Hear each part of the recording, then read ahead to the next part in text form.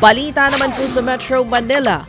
Dinala na sa Correctional Institution for Women sa Mandaluyong si Cassandra Leong, ang kinatawan ng Pogo Hub na Lucky South 99. Kinumpirma ito ni Bureau of Corrections Director General Gregorio Catapang Jr. Bago nito ay nakontempt si Cassie Ong sa Kamara dahil nga sa pagsisinungaling daw kaugnay sa kanyang educational background. Ayon sa Bucor, sa detention facility muna na hiwalay sa ibang preso nananatili si Ong. Hindi pa siya maililipat sa regular na selda dahil wala pang naisasampang kaso laban sa kanya. Dati nang itinanggi ni Ong ang pagkakasangkot sa mga illegal na pogo. Patay naman sa pamamaril ang isang barangay tanod at isang residente sa barangay Sauyo, Quezon City. Sa video, kitang nagkasagutan ng isang grupong nagvividyoke at mga barangay tanod noong Martes ng gabi. Sinita ng mga tanod ang grupo dahil may nagrereklamo sa ingay ng kantahan. Ilang saglit pa nga, biglang may umalingaw-ngaw na putok ng baril. Nagtakbuhan ng mga residente at mga tanod. Ang kwento ng nagvideo na tanod na si Selenia Puramandak. Pabalik na sana sila ng barangay hall nang biglang nagpaputok ang sinitang grupo. Bagong residente sa lugar ang dalawang namaril na agad namang nagtago at tumakas.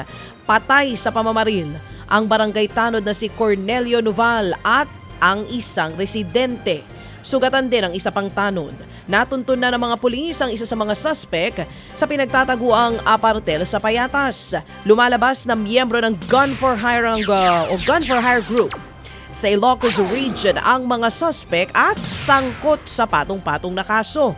Tikom naman ang bibig ng suspect sa krimen. Nakipaghabulan sa mga pulis ang isang rider na sumemplang sa kalsada sa Taft Avenue sa Maynila.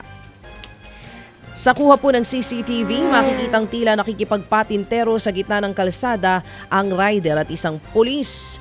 Maya-maya pa nga tumakbo palayo ang rider pero sinunggaban siya ng gwardya ng isang establishmento.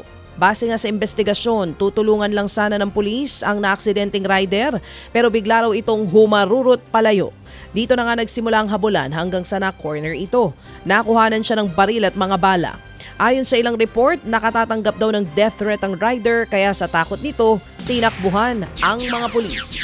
Kabilang sa inaalam ay kung rehistrado ang dala niyang baril at kung siya nga ba talaga ang nagmamay-ari ng minamanehong motorsiklo. Naharap ngayon ang lalaki sa mga kaukulang reklamo. Ted Filon at DJ Chacha ngayon nasa Radyo 5 92.3 News FM Monday to Friday 6 to 10 a.m.